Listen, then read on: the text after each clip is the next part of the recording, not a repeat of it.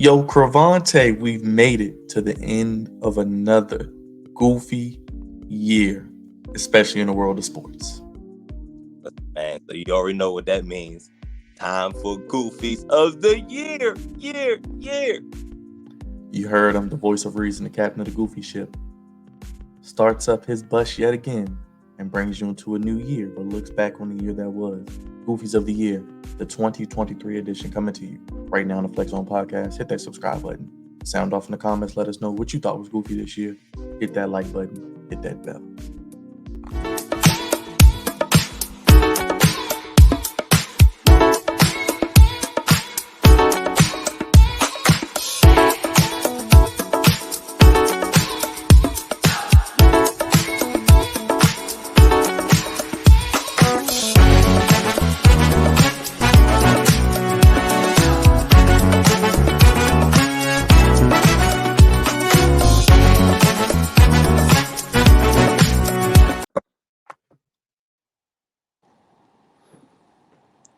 Yo. Gosh, something wrong here.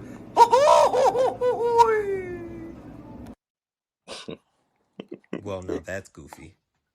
Man, oh man. Had to bring out all the bells and whistles for the Goofies of the year. Crevonte, Bebe, captain of the goofy ship. Another year, man. Crazy. Man, it's really crazy how we are running through these years, man. Like a couple shows ago, you said we coming on our 10th year doing it. I said, yo, 10? It's been 10? And I was like, yeah, it was about 2014. So yeah, we are going to our 10th year of this doing the podcast game, doing the sporting game, the sporting podcast game. And it's been a hell of a ride. But we're here for a very interesting and very goofy reason. I do Goofies of the Week every week. Every week we do Goofies of the Week. And now at the end of the year, I compile a very short list for my candidates that are eligible for Goofies of the Year. And I have a top three. You know, I have the bronze Goofy, you know, the the silver Goofy, and of course, you know, we got the solid gold Goofy of the year. So basically first, second, third. You know how we do, and of course I still have my same two cards we deal with. Low level and high level, but it's a little different. We might even revamp that going into the new year, but because I have them, but I ain't even going to use them because all of these top three folks or organizations or players or front offices are all high level goofy. These are my top three goofies of the year for 2023. So Byron, should I just jump right into it, Yeah, let's or not waste you any got more any? time. You do your thing, brother. Go ahead with number 3, and then I'll put up the visuals for the people. All right, coming in at number 3 for Goofies of the Year 2023. So this is rare. This is a late entry. I don't believe. No. I'm sure. Yeah, the Broncos did make Goofies of the Week when they got the 70 piece on them early this year, but it's a little bit more. It's a little bit more specific than the Broncos organization, but they are part of it. It's Sean Payton and Russell Wilson. Coming in at number 3. These two, and they're in their situation, and it's a late entry, but it's beyond goofy because the whole situation is goofy. Like this regime did not pick Russell Wilson. If I'm not mistaken, the Walton family bought the Broncos after they made that wild goofy trade with the Seahawks. So they're not married to Russell Wilson in no way, shape, or form. Sean Payton, the front office, or the organization as a whole, they inherited this issue because I don't know if you know, Byron, but Russell Wilson's contract is crazy. when you ultimately think about it, he gets a lot of money guaranteed. He got clauses that could take into effect if he get injured and all types of stuff. He got a lot of money on the books for at least the next 2 years. I think it's Is what could be upwards of $142 million. about 140. Yep, about I think 142 million is the exact number he can walk away with. And after what he's 11 wins, I think. Yeah. And I was like, wow, wow, wow, wow. But so naturally, we know how when new regimes come in, they want their people. But Sean Payton, yeah, he wants his people, but he goes about it a little bit differently.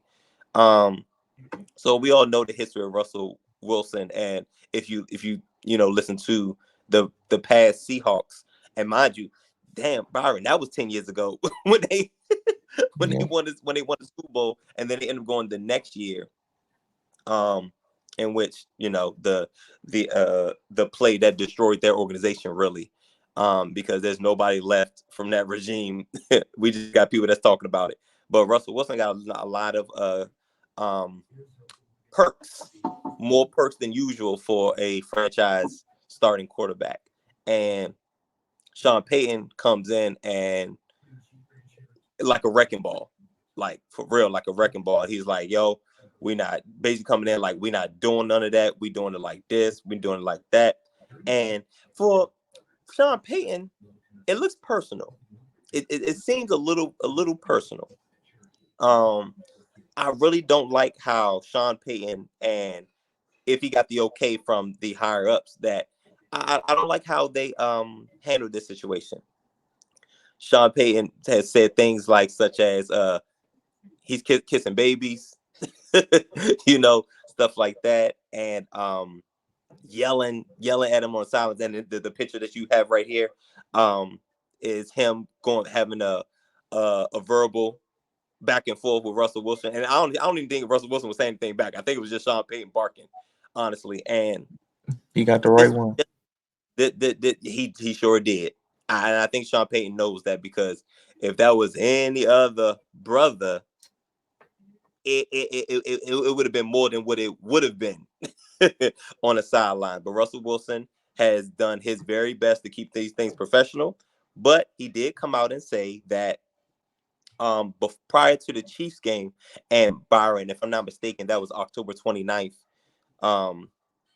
Prior to the Chiefs game, well, I'm sorry, after the Chiefs game in which they won, Sean Payton and or representatives of the Denver Broncos came to Russell Wilson and said, "Yo, we need you to either restructure or rephrase, change some wording up in your contract in regards to your injury clause, which would make, I think if he doesn't pass a physical in March, he's owed like another $37 million or something like that."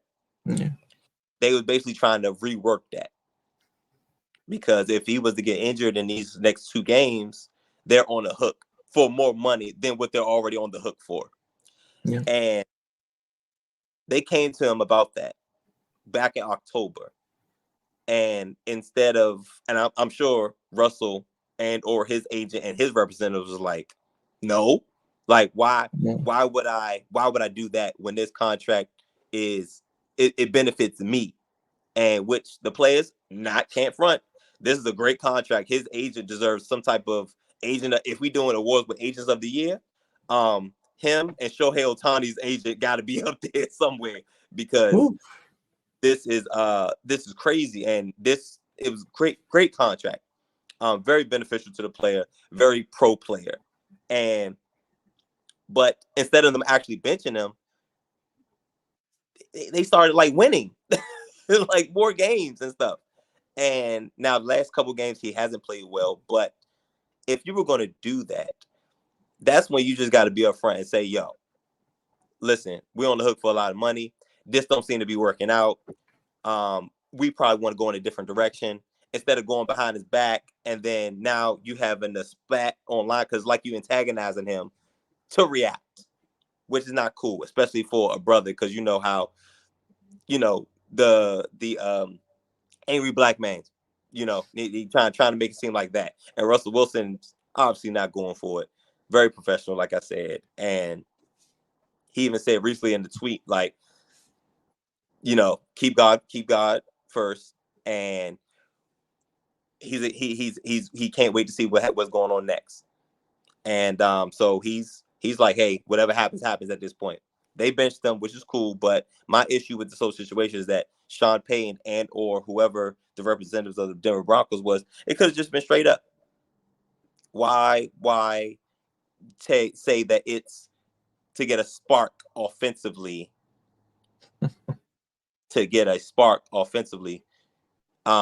Is why they benched them. No, it's a business reason why you benched them. And you're in charge. If you're gonna be in charge, show that you're in charge by saying, yo, this not happening. Yo, we're gonna go in a different direction. You're not doing it for me, whatever. But y'all hide behind this Sean Payton and the Broncos, like, yo, why fake the funk? You know what I'm saying? Why do all that and try to embarrass this man and on live TV? What do you get out of that?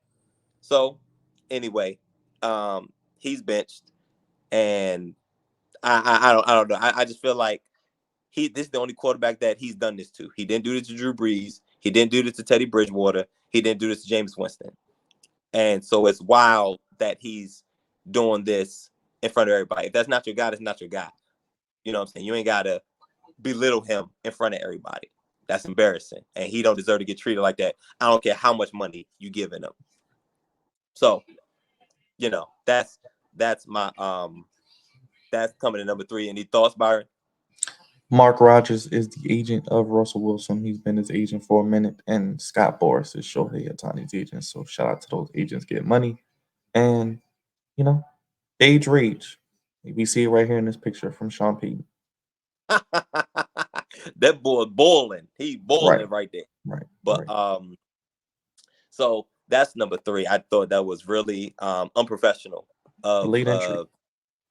It was very unprofessional of Sean Payton to come at Russell Wilson like that on television and then to give that phony excuse that we're trying to get a spark offensively. No, if it's not your guy, it's not your guy. And y'all trying to cut bait because the contract, listen, y'all didn't do the contract. Nobody here is associated with that contract. It's still nobody is still here except for Russell Wilson. So he don't want to you don't want to rework it. Cool. We got to bench you. This is a business thing. We know how the NFL works. They'd be quick to say they want to have the family-oriented, organizations and all that, but this is a business first. Real quick, where does Russell Wilson play next year? That's a great question. Atlanta is available. I think Minnesota would be interesting. I would say the Commanders, but with the Arizona Cardinals beating the Philadelphia Eagles, on this New Year's Eve, I think the Commanders move up to number 2. So they don't need a quarterback. They say they don't need a free agent quarterback. They'll just pick one. The Steelers, maybe. Pittsburgh could be in the mix for them. But my thing is, with the trade, who gonna pay? Are y'all gonna continue to pay? Because it's already well documented that this contract is crazy from Russell Wilson. And he's 30? He's 35, I believe. Yeah, 35 years old. He's small, past his prime. It's not a good look. But if they could negotiate, hey, the Broncos still pay majority of it, somebody may bite. But I don't think Russell Wilson's worth it to take on all of what he got. You know what I'm saying? But now, and as far as in a trade, now if they do something wild like cut him, then he's up for grabs, and y'all can negotiate whatever y'all negotiate, and the Denver Broncos won't have nothing to do with it, nor his money. But it's a couple teams out there, and I named a couple of them, but in any given year, it's always about 8 teams that need a quarterback. Right about at least. That.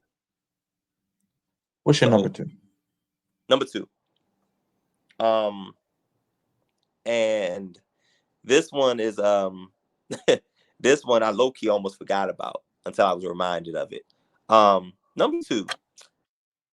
Demetrius Morant. Now, Dun, for dun, y'all dun. that don't know him, Morant should have given it away, but it's John Morant, better known as John Morant. I wrote down a timeline of the wild 2023 that he had, and granted, some of this stuff happened in 2022, but it I guess you could say it hit the fan in 2023. Starting January 4th of 2023. He was reported alleged that he assaulted a 17-year-old boy, 17-year-old boy, basically, because that's not an adult. And he beat him up, and he had a gun and all that good stuff. January 29th, he had a friend that was ejected from the Pacers game. And February 5th, it was reported that on January 29th, he also aggressively aggressively attacked a Pacers traveling party. March 1st, the issue at the mall with the security guard, I believe that was the Foot Locker incident that his mom called him to. March 4th. That's when he filmed himself. I think he was on IG Live. He was in a nightclub in Denver. That's when he had the little gun. And March 15th, he was suspended for 8 games. Mm-hmm. And then we jumped down to May 14th. That was his second Instagram live. This is when his homeboy had the live, and he pulled out the yada mean, and his friend tried to save him, but we already saw it. Too late. John Morant was a wild boy, man, and I hate when I see. So we just got off talking about Russell Wilson. Now, people have their opinions of Russell Wilson.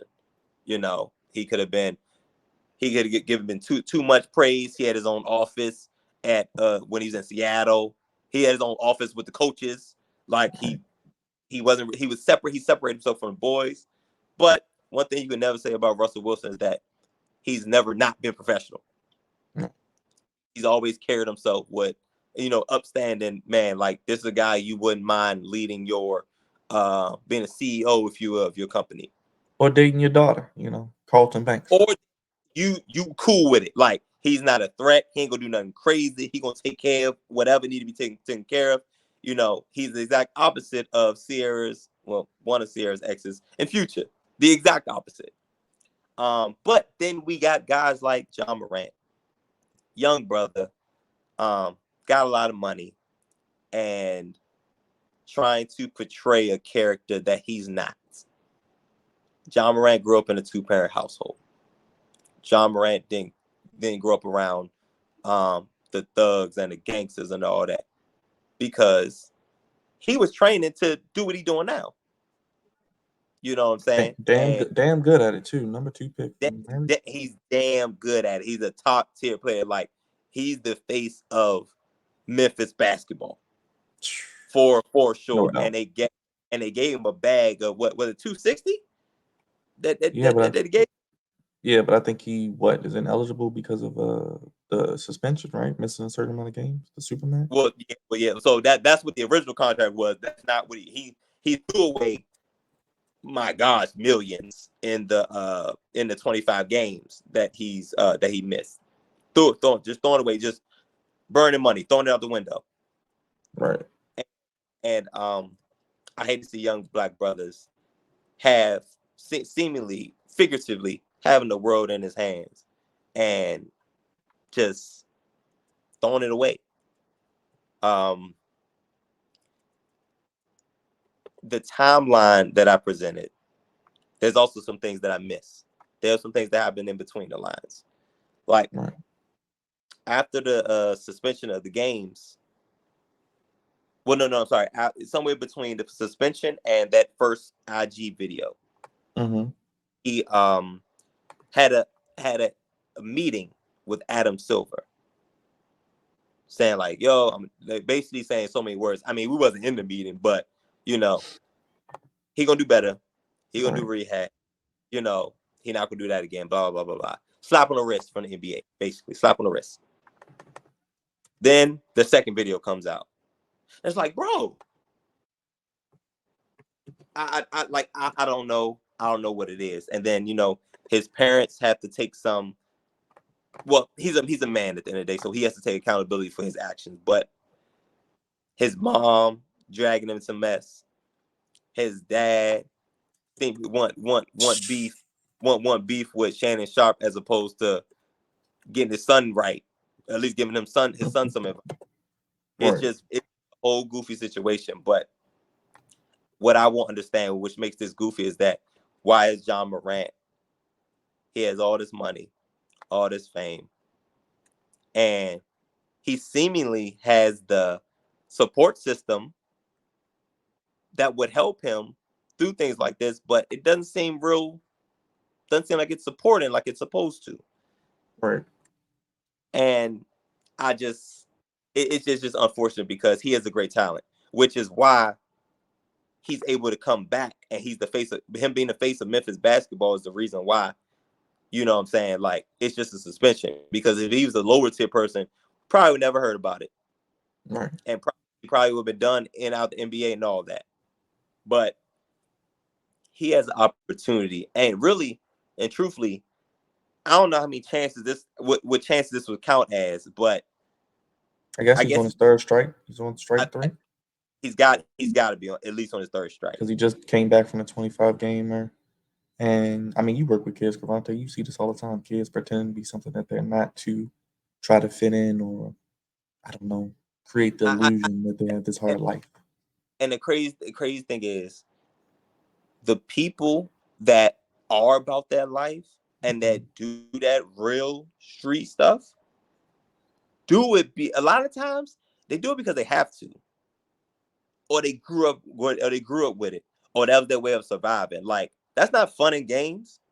People, if you have the option of doing that or doing what John Morant is doing, I think 10 times out of 10, people gonna pick what John Morant is doing, as opposed to, because that other life is hard and that other life is dangerous. Mm-hmm. Nobody wants that, because there's no Byron, there's no retirement in that. You know what I'm saying? For the most part, a lot of some people that get into it so they can get out of it. And the people that just in it, they're just in it just because I can't do nothing else. That's all I know. Yep. Why would you want to have that? Why would you want that when you can have that? One of the best players of your generation. You could be playing basketball, making life-changing generational money, taking care of your family, your parents, your kids forever. And Byron, and on top of all of this, he's a father. Right. He's a father of a young baby girl. And now, how you gonna explain this to her when she gets older? That you basically trying to throwing away her food, you throwing away her money, you throwing away the bag, trying to throw away the bag. Right. For what? So you can do IG stuff, so you can do hood rat stuff with your friends? Why? Right. When you can have fun, because I tell you, John Morant, I love watching John Morant. He looks like he's having a good time out there playing basketball. Right.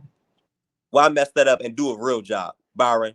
We do real job. We have blue collar jobs, bro. You know what I'm saying? Why would you want to go to that when you could do this? Yeah. And making money that we'll never see in our lifetime. Exactly. You know what I'm saying? So it's goofy that he's portraying this character and he doesn't have to. And I'm also disappointed. I'm disappointed in his parents, but I'm very disappointed in him, because he's an adult that can make his own decisions, but he has to be able to take accountability for it, but most importantly, do the right thing and be better at it. So John Morant, come on, brother. This is your second chance. Oh, Byron, and another note. I saw a highlight where he dunked on somebody and did this afterwards, and I said, "Oh boy." Please no. I hope that No. I hope that wasn't a big deal to everybody else, but Yeah, you know how brother, that is. Yeah, you can't put that target on your back. no man, because it's already there. Because you black. Yep. You got 25 gamer. If you do something like that again, you gone probably for the season. You on your Draymond Green tip indefinitely. You're right, indefinite, right? But indefinite gonna be the rest of the season, Exactly. And probably the next season. right? Whew. So and it's just how you gonna look Adam Silver in his face and tell him he ain't gonna do this, and then he turn around and do it. That's the craziest thing. I'm talking like it wasn't even 2 months later.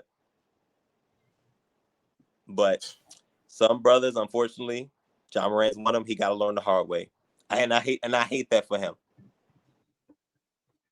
What if he comes back and leads them possibly into the play-in? Just putting it out there. Oh my Just god! putting it out there. They're currently like 5 games. I just looked. That's what I was looking at now. I was like, how many games back are they? And the season really just picking up steam. So Right. I'm just saying, just interesting because the West is very fluid, as they like to say. Yeah. We'll keep an eye on that. I'll put that question probably for a flex zone when we get around the All-Star break because they're only about 5 games back. They get him back. We'll see. They've been playing well since he got back as well. One thing he can do, he can play basketball. He's like a modern day. He's like a modern day AI. He's like a modern day AI kind of with the half line of like a Derrick Rose or Westbrook. You know what I mean? Kind of. Yeah, Derrick Rose for sure. Derrick Rose and Westbrook because it's like he looked like when he dunks, it's like it's a power thing. Like he got a lot of power. He don't look the speed, the quickness, just the defensive ability as well. So I mean, we'll see. Like I said, we root for him. Hopefully, he does well. Yeah, we're definitely don't get it twisted. We're definitely rooting for you, brother, because it's not enough. It's not enough for you out there, and we want to keep the ones we got. Yeah. But I hope he do better. But I got makes the league better. Yeah, makes the league better. Part of that young group of young superstars. For sure. But now they all been waiting for Crevonte number one. I mean, spoiler alert, it's probably number one every year, but it gets better. Just give them the award every year. Just write their name on it. I already say they already put their bid in when the year started. And for those of y'all that don't know, if y'all been listening to the Flex Zone all year, I've been complaining about the Commanders majority of.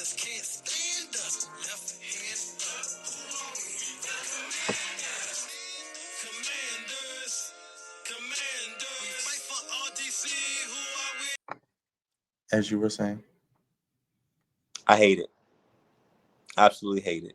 You actually should be happy. You're getting what you want. A top 5 pick I'm gonna get into it. That we did not think was going to happen. Now, we'll get into that later once the season is over. We'll do another video and but you're getting what you want, kind of, in a way. I am. But through the goofiness. I am ultimately getting what I want. But we'll talk about that later. But we got to start on low end because we're number one. This is Go Goofy. Go Goofy right here, man. It's the Washington Commanders front office led by Ronald Rivera. Mr. Arnold it on the sidelines. I'm tired of seeing it. It's done. I'm over it. I'm through with it. It's time to go. And honestly, it was time to go last year. This was a, how do you say, lame duck year. Like, there was no way. He shouldn't have been head coach this year, but you knew he wasn't going to do anything. There was nothing he could do to save his job outside of if Sam Howell would have had to look like Joe Burrow out there, you know what I'm saying, for him to keep his job. But nope, not even close. Not even close. So I'm gonna run down a couple of things. So Robert became the coach in 2020. His record currently, I checked it before the game, and of course we lost to the 49ers. It was 26-38-1. Now obviously that should go to 26-39-1. And that's just his time, with the Commanders. This is a guy, and I think we're going to slowly start to get away from guys having so much power, because he also, even though he wasn't the titled GM, he had a lot of player personnel decision making abilities. Head coach, so he basically wore the head coach. He was a part of the GM, GM crew. He had final say and all that. So I think we're going to start getting away from that, especially for the defensive minded head coaches, because defensive minded head coaches, they can be good coaches, but they don't typically make good GMs. And I actually wrote that in my notes. Trash decision making. I'm gonna run down his draft since he's been here. 2020. I'm just do the first round. 2020. Chase Young. Now, he was defensive rookie of the year, but couldn't stay on the field. Had to end up trading him because he wasn't worth the price of admission anymore. Okay, cool. Those things happen, I guess. 2021. Jamin Davis. What are we doing? What are we doing? These are your choices. These are your picks. These are your first round picks. Jamin Davis, I don't know if you noticed, Byron. Jamin Davis is in some legal issues. Didn't know that, but I do remember you didn't like that pick. You didn't love that pick. No. He's into some legal issues right now, and I think it's Benjamin Shank Juice is in on it too. But it's something dealing like he like fast cars. I believe like he likes speed, and that's his get down. So this is coming up on his option year, where obviously there's no way we're keeping him. So Chase Young's not on the roster no more, but we did get a third round pick out of it. Jamin Davis will not be on the roster next year. Okay, cool. Draft 22. Passed up 12th pick. Chris Olave was on the board. Kyle Hamilton was on the board. Traded, got 3 picks out of it. Jahan Dotson, Brian Robinson, Sam Howell. Sam Howell looks like he's about to get the boot. Brian Robinson's legit. Jahan Dotson's regressed a little bit, probably because the offense is not where it should be. But we see what Kyle Hamilton's doing for the Baltimore Ravens.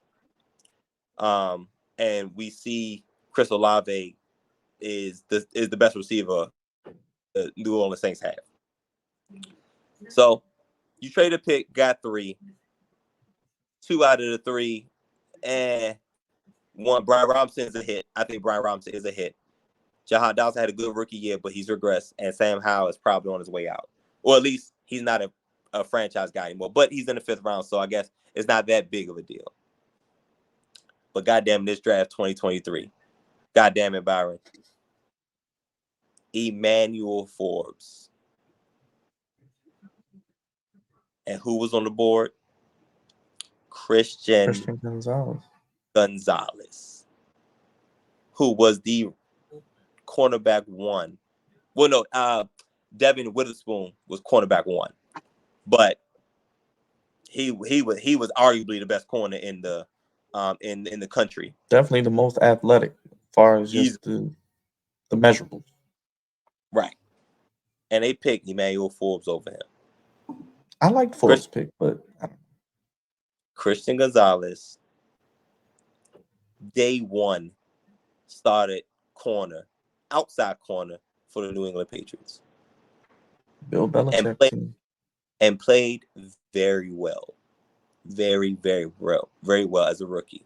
Like we don't see many people like the most recently is Sauce Gardner, but he came in day 1 and he started and he's finding his way. Unfortunately, he got hurt. Unfortunately, he got hurt. He could have been on his way to winning Defensive Rookie of the Year. Because when him and Matthew Judon was on the field for the Patriots, Patriots defense, top 10, top 5. Yeah. You know what I'm saying? But unfortunately, they both got hurt, and we see where the Patriots season has gone. Emmanuel Forbes, halfway through the first half of the year, doesn't look playable. Does not look playable. Looks lost. I'm like, what is Jack Del Rio and them doing? And then they bench him. Like, no go around reason. All right, cool. That you gotta put him out there. You can bench him for a game, bench him for the rest of one game. Like, hey, you'll get it back next game.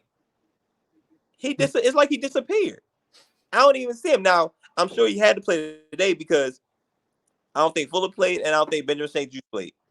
So at this point, you had to play him because our secondary is extra thin now. But I just say all that to say, your draft picks are underwhelming, to say the least, and that's your GM side. I already talked about your head coaching side, which is 26, 39, and 1 record. Speaks for itself. You haven't had a winning season since that Super Bowl? Since that Super Bowl run in Carolina? Because after that season, when they went to the Super Bowl, have they done anything since then? All downhill. It ain't been nothing since then. And in the 4 years he's been here, yeah, we had that 1 year where the NFC East was terrible, and we won the division with like was 7-9? Was 9-7? I think that was the year y'all hosted the Buccaneers. We did not have a winning record, but we won the division that year, and we played Tom Brady and them in that first playoff game. Okay, because they went to the Super Bowl in 15 when it was 15-1. Yep. So that was in 2015. Cam was MVP. So after that, 2016, 6-10, 2017, 11-5. He was still with Carolina. Then he was 7-9 in Carolina. Then 5-7, fired in Carolina in 2019. Washington 7-9, 7-10, 8-8, 4-12 as of today on December 31st. And it'll be 4-13 because the Cowboys got a shot. Because the Cardinals beat the Eagles, the Cowboys got a shot at getting a number 2 seed because I think the 49ers clinched. So they got a shot at the number 2 seed and the winner division. So we're going to see the best Dallas has to offer in that last game. So I'm sure it'll be 4-13. Terrible, terrible, terrible regime.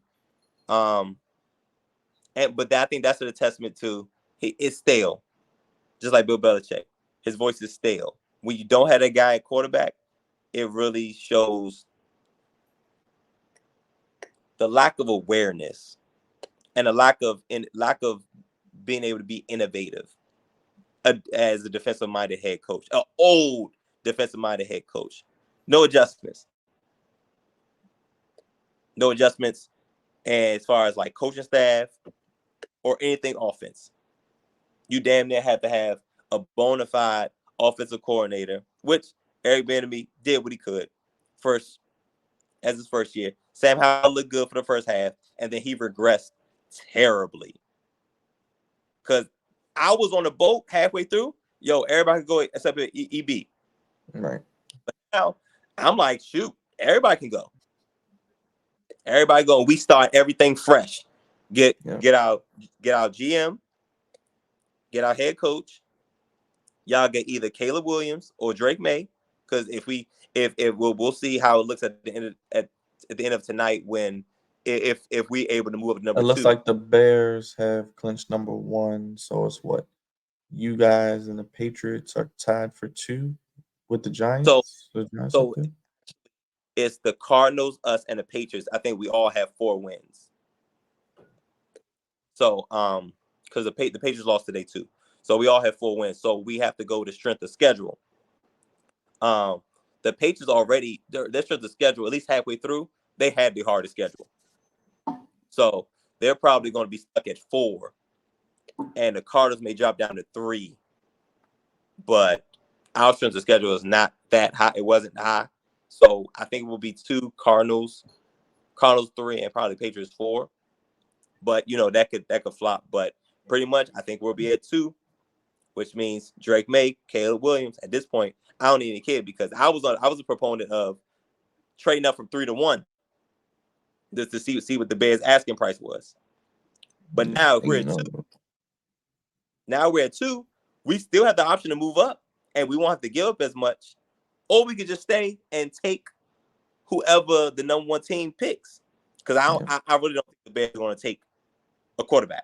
I think somebody's gonna trade up for that pick, and the Bears are gonna sell it, and then they'll probably leapfrog you guys, and y'all just take Drake May, I guess. And we'll just take Drake May, right? I think that's what's going to ultimately happen. Or Josh Harris could be aggressive and be like, yo, we'll trade up from 2-1. We want Caleb, and we'll want no ifs, ands, or buts Or about it. maybe trade back from 2 to 5. We have options. Yeah. We have options. But I think GM, head coach, quarterback, if you could get the trifecta all in 1 year and you're starting a new regime. And you got a lot of picks from the Montez Sweat and Chase Young trades. Some picks. And now we don't have to give them up because we're at 2. Yep. So we got five picks in the first 100 selections. So this looks real good for whoever the GM is, the new GM that's coming in, for the new head coach coming in. Listen, you had a blank canvas. Make it what you gonna make it. So I'm cool with the future, but goddamn it, Ron Rivera's the past. Him, Martin Mayhew, Herney, all of them got to go.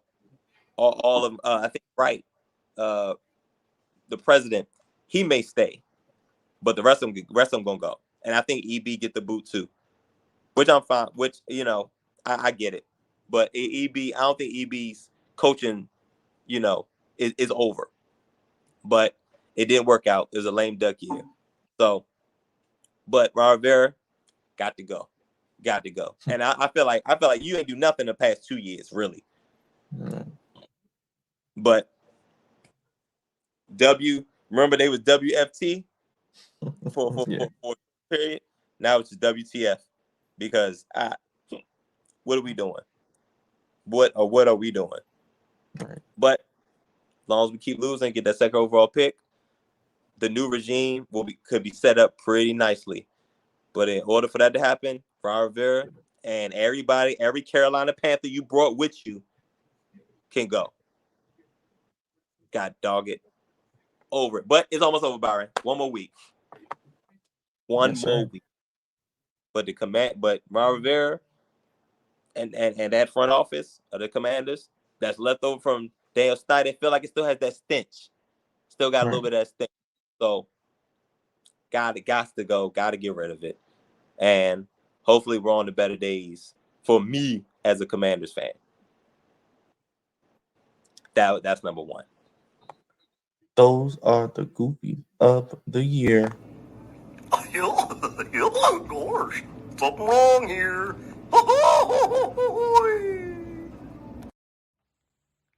Well, now that's goofy. That's how you feel when it comes to the Commanders? The whole front office. Get on the way out the door. Beat them on the way out the door. Hand out the pink slip and Uncle Robert belt. Come to the end of another year of Goofies. Heading into 2024, what are you looking forward to with the Flex Zone? And any final words? This will be one of the last videos we put out this year. Yeah, man. I'm excited for what we're able to produce and what we're able to do as a team. Like I said on our last, I appreciate all what you do, brother, because you work. You know what I'm saying? Like you, Raj, y'all all do great work in moving this channel forward. And I'm proud to say that I'm on a team with y'all, man. Like I said, we all try to do our parts, but Byron, you are the host with the most full show. And 2024 Commanders, you already know we got to do better, baby. Soon we're gonna be going into after the Super Bowl. Pretty much we're gonna be in draft mode, and we'll be talking about who the Commanders will pick at number 2.